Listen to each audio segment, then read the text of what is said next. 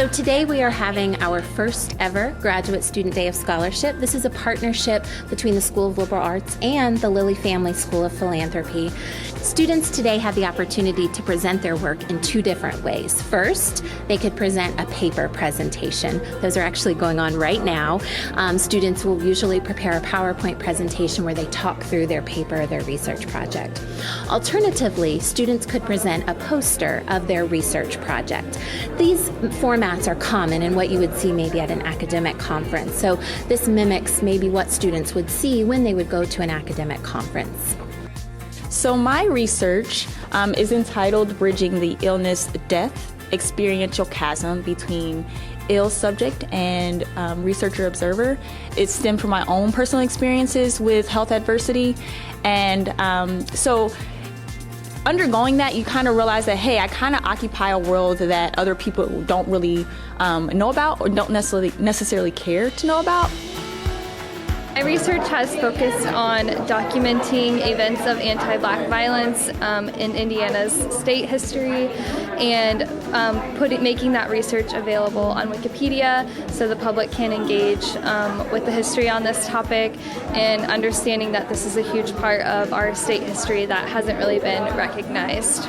We, the Museum Studies program actually, and specifically Dr. Holly Cusick McVeigh's preventive conservation class, partnered with the Purdue School of Health Science and the master's students in that program. So we were testing primarily for dust, mold, and heavy metals such as arsenic and lead.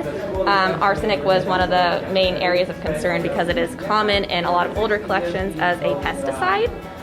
So that is one that was tested for consistently and was found fairly consistently. Next year, the whole course of next year, I will be the Health Hazards Fellow at the Indiana Medical History Museum. It'll be exciting to kind of dive into that a little more and to make sure that everything's safe for the people in the space.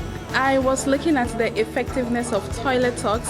So toilet talks are basically posters that we see in the washrooms, health posters that we see in the washrooms. But do we really take it as a source of our health information? This is where there is no stigma or any other thing. We would want to see topics like mental health, depression, suicide, and other things. This is where we could easily read it, where nobody would judge me or any other thing. So people were advocating for such information, and like we should be able to have helplines and emergency contacts, or maybe a QR code so that we could easily scan it and take us to that platform even when we are not able to finish reading it.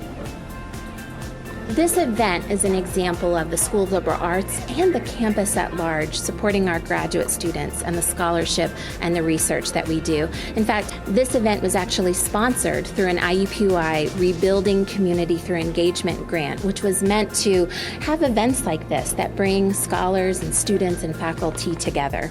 It's really an opportunity for our graduate students to come together, to present their work in a multidisciplinary setting, to get feedback from other students and faculty from across campus, and just to network and learn about different graduate programs that are happening across our campus. We also have a session where we are helping graduate students learn about graduate programs across the campus, and we have a CV resume clinic where students can bring a copy of their CV or their resume, get feedback on it, and really just sort of develop that really important document. We do have a Top Poster and Top Papers awards, and we're delighted to have some members of the School of Philanthropy Dean's Office coming over to help present those awards. Our top poster goes to Persis Ayek, Nicole Carey, PhD student of American Studies.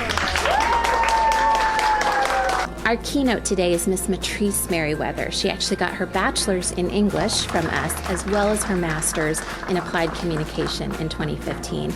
She has gone on to have a very successful career, so we're very excited to have her here to talk to our graduate students about the value of a graduate degree in liberal arts and what she's been able to do with that. And I'm really hoping it will be an inspiration to our students to sort of take what they've done here on campus and kind of go forth into their communities.